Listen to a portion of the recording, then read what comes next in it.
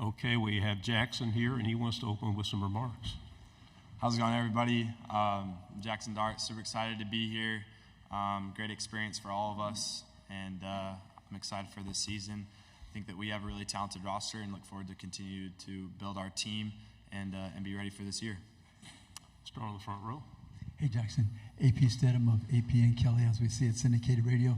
Jaxon, what makes our Lane Kiffin offense so much fun, and what do you have to do to compete against the top echelon teams? You had a tremendous season last year, but the top echelon teams you couldn't beat.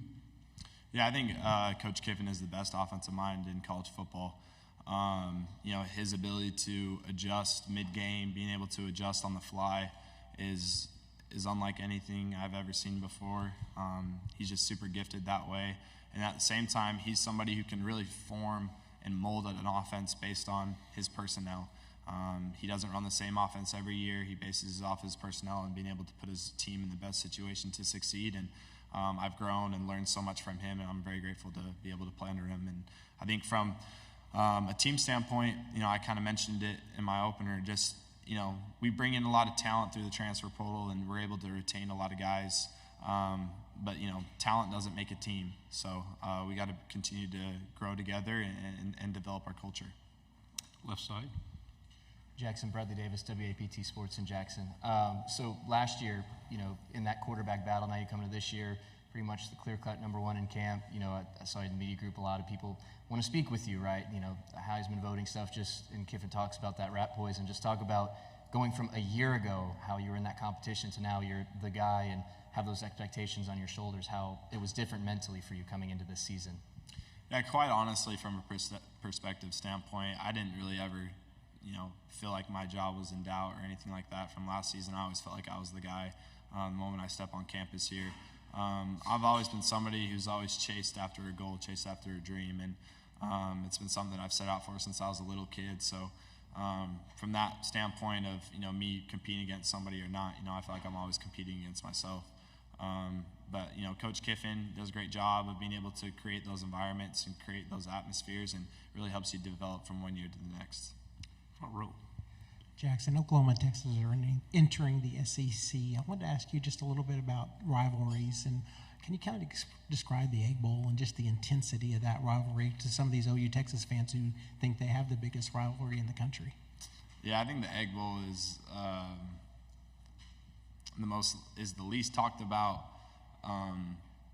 rivalry in college football, but is the most intense rivalry in college football. The whole state is completely divided over it. And it's super personal. It's a very personal game. You could go from winning every game in the season and losing that one, and then in some ways you'd feel like the season's a fail.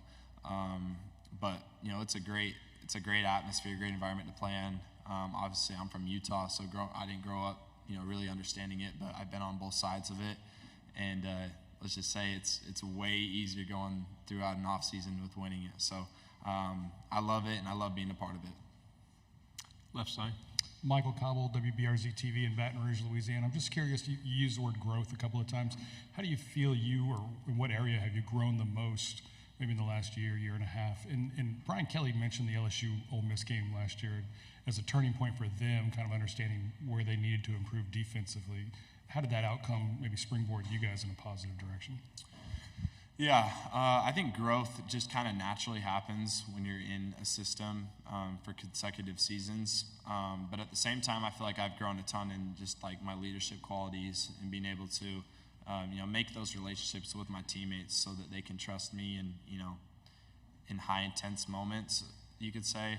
But I think the biggest thing for me through my growth has been leadership and being able to kind of bring along the guys and set a standard and an expectation. From the LSU game, that was probably one of my favorite college football games I've ever played in. Just like an old school shootout, not a lot of defense being played that game, but it was a lot of fun, and I think it definitely springboarded us throughout the season, just giving us a ton of confidence and knowing that regardless of if we're down 2 scores in the fourth quarter, to never stress and that we can pull it out in the end. Right side, second row. Mason Young, Tulsa World. Jackson, you're one of several veteran quarterbacks that are going on now multiple years in this league, but there's also a lot of new guys at the quarterback position. Any advice for those guys just in terms of what it takes to excel at that position in this league? Yeah, the term veteran is kind of weird to me because I feel like I'm still pretty young in college football. I just turned 21, but at the same time, I understand it. I think the biggest thing that I've learned through college football is that you truly have to live in the moment. There's so much movement nowadays, and coaches could be gone any second.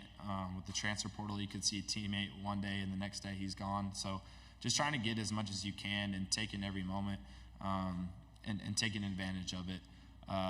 It's a lot of fun, and a lot of people, I think, mistake that, you always got to be intense, and you do, but at the same time, it's a lot of fun, and if you don't have a lot of fun playing this game, then it's going to be kind of miserable. So I wish I did kind of appreciate and have a little bit more fun early on in college football, but I'm super grateful for it. Left side. Trevor Denton, Way 31 over here. Jaxon, you've said you're a big Star Wars fan. You got the eye black modeled after Anakin Skywalker. My question is, what Star Wars character do you feel like most resembles Lane Kiffin? What do you think is the closest for him, the closest comp? It's Yoda, easily. His wisdom, his knowledge. Coach Kiffin's been through a lot throughout his coaching career. He was the youngest head coach to ever, coach in the NFL during his time there. And I feel like he's coached at a high level, at every level. And he's been somebody that I've learned a lot from and has shed a lot of his wisdom off to me.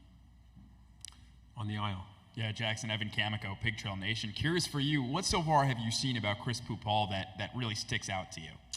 Yeah, he's super strong. He's a super physical player. I think he's somebody that wants to embrace that role for a defense, just his toughness and physicality.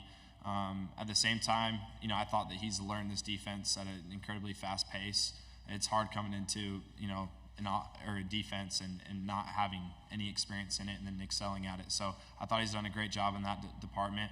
And then, just the way that he's attacked this offseason and try to take that role to be one of the best linebackers in the country. We have three final questions to go on the aisle here and in the back, and then we'll finish here. Jaxon, good to see you again. I'm David Edelstein with WJTV, the CBS station in Jackson. Perfect. Two-part question here. Just the first is, with all the new players coming in, with how Lane and you always talk about the transfer portal and recruits, people, this team has had a lot of additions this year. With that leadership that you talk about, what do you think it will take this year when you have so many guys coming in from other schools or their mindsets and get them into the Ole Miss way? And also, you mentioned the Egg Bowl. I just want to ask if you have any thoughts about it not being on Thanksgiving anymore. I felt like I was really involved in recruiting. I almost felt like I was a part of the recruiting department this offseason, just helping bring in the guys. But I thought our coaches did a tremendous job of making sure that everybody fit the mold of our program and our culture. I feel like the transfer portal recruiting is a lot easier than high school recruiting because, they want to understand the more business side of things and then also understand, what's my role going to be and how am I going to be used and how are you guys going to use me in this way and this way. And, there's not as much things that come along with it. But I thought the biggest thing that they did was choose the right guys and choose the right people to be a part of this program, which has made their transition a lot easier. And then just from, a player standpoint of, us embracing them and try to getting them to buy in as quickly as possible. For the Egg Bowl, I'm totally cool with it moving back another day. It gives me another day to recover. Quick turnaround like that on Thanksgiving games came fast, and then when you get done with a pretty physical game the week before, it's pretty hard to get ready for that turnaround. So I'm totally okay with it moving back a day. Okay. Kennedy Wright with CBS 42. What do you think about the new EA Sports quarterback rating? Do you feel like you have something to prove? Just your views on that. That's a great question. I think my biggest concern is how they made my face on the game. I don't know what picture that they used. I don't think it looks anything like me at all. I do not have a mullet, and I can't really grow facial hair that much. So I don't know where they got the face from. I don't know what picture they used, but hopefully they can change that. From a rating standpoint, I know that they can change it throughout the season, so I'm looking forward to having a good year. Final question. Okay. Kaylee Jo Hummel, OU Nightly. With what you know about Oklahoma from your time in the portal, what advice would you give them about playing in Oxford?